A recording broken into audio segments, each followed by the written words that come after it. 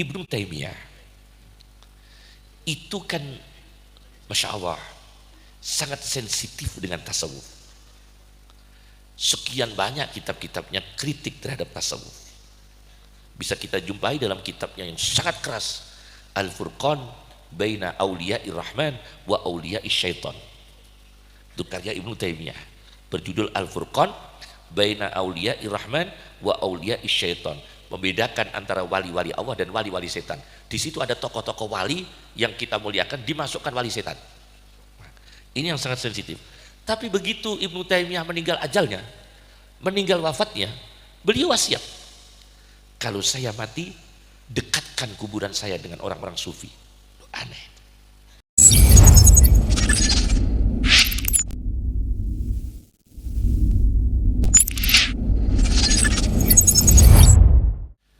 Ada doa yang sangat penting yang diwariskan Nabi Yusuf kepada kita, di antaranya Fatiras samawati wal ardi anta waliyyi fid dunya wal akhirah tawaffani musliman wa alhiqni bis salihin. Fatiras samawati, ya Allah yang menciptakan langit wal ardi dan bumi. Anta waliyyi fid dunya wal akhirah, engkau yang menolongku, engkau yang mengasihi aku di dunia dan di akhirat.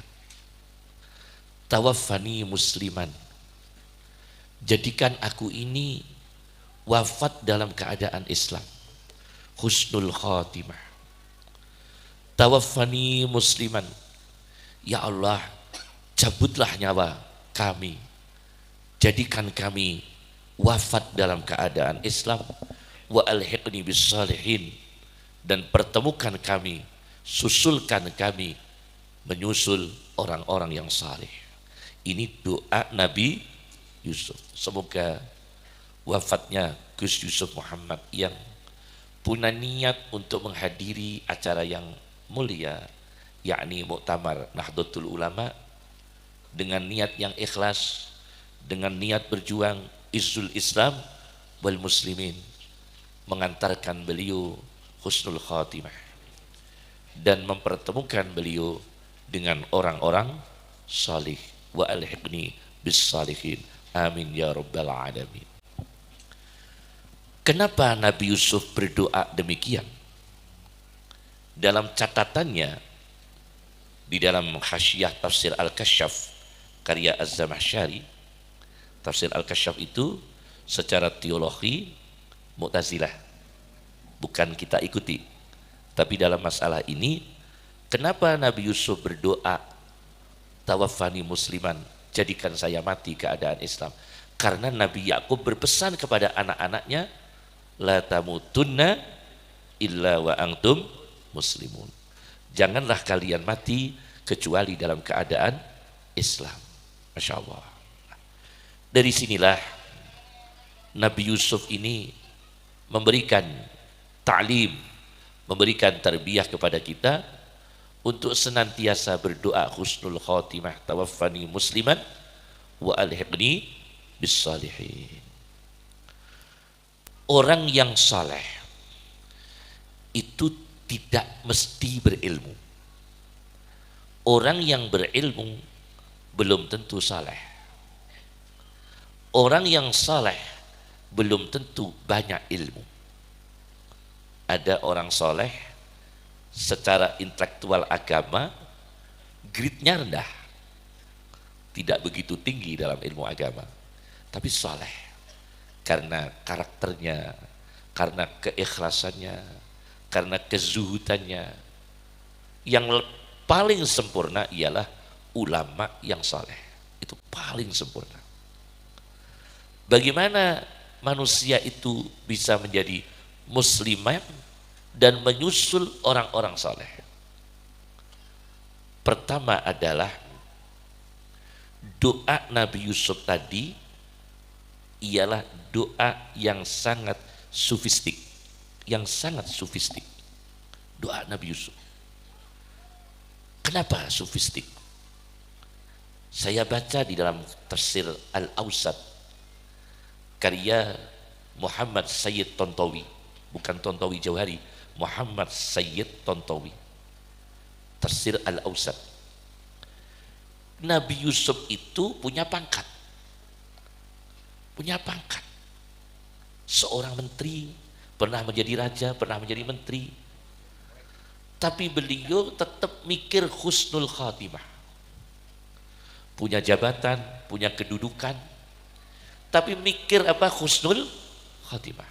Coba bayangkan, beliau punya jah, punya pangkat, beliau punya kesibukan duniawi, tapi memikirkan mati dalam keadaan Islam, menyusul orang saleh. Jadi pertama kita adalah mengamalkan nilai-nilai sufi di dalam doa Nabi Yusuf. Itu pertama, supaya kita menyusul orang saleh. Silahkan saudara sibuk duniawi, tapi jangan lupa husnul khatimah harus diperhatikan. Amalnya, ibadahnya, akhiratnya, Qur'annya, zikirnya, tahlilnya harus diperhatikan.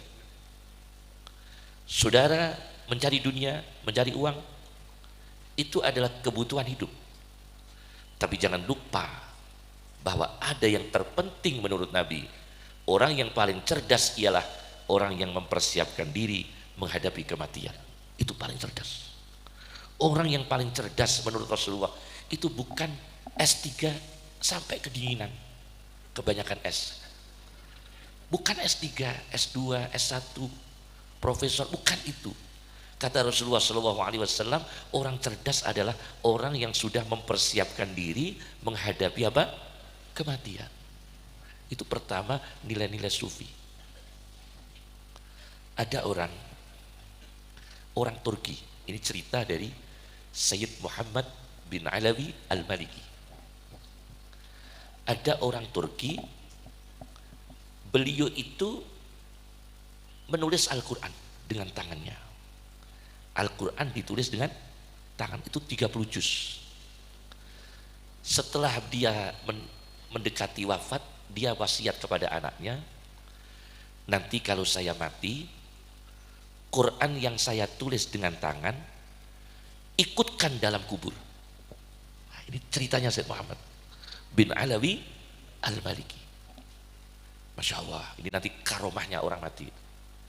Saya nulis Al-Quran dengan tangan, nanti saya kalau mati, Al-Quran ini masukkan dalam kafanku, ikutkan dalam kubur. Tapi ini jangan ditiru ya, karena menurut fikih tidak boleh. Menurut fikih tidak boleh Al-Quran dimasukkan dalam kubur ya. Ini karena apa ya, namanya wajdu ya, semangat emosi dalam jiwanya. Akhirnya dia meninggal dunia di Turki. Suatu ketika anak orang ini pergi haji dan ziarah ke Madinah, ke makam Nabi SAW. Anak orang ini dari Turki jalan-jalan di Madinah, ketemu satu toko kitab, toko buku.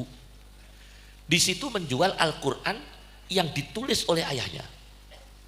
Padahal Quran itu dimasukkan dalam kubur di Turki, tapi kok bisa dijual di Madinah, di toko. Akhirnya ditanya, dari mana Pak kok dapat kitab Quran ini, tulisan tangan? Ini dari orang yang katanya dapat Quran ini dari dalam kubur. Bisakah saya dipertemukan dengan orangnya? Akhirnya ketemu di Madinah. Kemudian ditanya, betul saudara yang mendapatkan Quran ini dari kubur? Iya, saya butuh uang, saya jual di toko. Itu di Turki atau di Madinah? Di Madinah. Mayatnya masih utuh. Bisakah saya ditunjukkan lagi, digali lagi? Saya ingin tahu mayatnya siapa. Akhirnya anaknya ini diantarkan, penemu Quran dalam kubur itu diantarkan di kuburan Baqi. Di kuburan mana? Baqi. Begitu sampai kuburan Baqi, digali, dibongkar kuburnya. Alangkah terkejutnya, ayahnya yang dimakamkan di Turki pindah di Madinah. Subhanallah. Meninggalnya di Turki, mayitnya pindah ke Madinah. Lewat mana ini? Lewat mana ini? Yang susah itu matinya di Madinah, pindah ke Puger. Kalau matinya di Puger, pindah Madinah, luar biasa. Kalau matinya di Madinah, pindah di Lasem, pindah di Jember, Ini yang susah kita ini. Tapi ini matinya di Turki, pindah ke Madinah. Luar biasa ini. Kok bisa mayit itu dari Turki pindah ke Madinah? Kata Said Muhammad, beliau memberikan komentar kejadian itu, almar'u ma'aman ahab. Karena orang ini sangat mencintai Rasulullah, maka dia meskipun mati di Turki, jenazahnya didekatkan Allah dengan Rasulullah SAW. Maka kalau kita mencintai Rasulullah SAW, memperbanyak sholawat kepada Nabi SAW, memperbanyak baca rotib, memperbanyak baca simtuduran, memperbanyak baca burdah, insya Allah mati kita direnes pindah di Madinah, ya kan? Mati kita dikencang pindah di Madinah, dekat dengan Rasulullah SAW. Ini namanya wa alhiqni bis-salihin, menyusul orang-orang soleh. Ibnu Taimiyah itu kan Masya Allah sangat sensitif dengan tasawuf. Sekian banyak kitab-kitabnya kritik terhadap tasawuf. Bisa kita jumpai dalam kitabnya yang sangat keras, Al-Furqan Baina Auliya'ir Rahman wa Auliya'is Syaitan. Itu karya Ibnu Taimiyah, berjudul Al-Furqan Baina Auliya'ir Rahman wa Auliya'is Syaitan. Membedakan antara wali-wali Allah dan wali-wali setan. Di situ ada tokoh-tokoh wali yang kita muliakan, dimasukkan wali setan. Ini yang sangat sensitif. Tapi begitu Ibnu Taimiyah meninggal ajalnya, meninggal wafatnya, beliau wasiat, kalau saya mati dekatkan kuburan saya dengan orang-orang sufi. Aneh, sangat menyadari ingin bertemu dengan orang soleh, sangat membutuhkan dipertemukan, didekatkan, dikumpulkan dengan orang-orang soleh. Inilah doa Nabi Yusuf, wa alhiqni bis-shalihin. Itu yang pertama.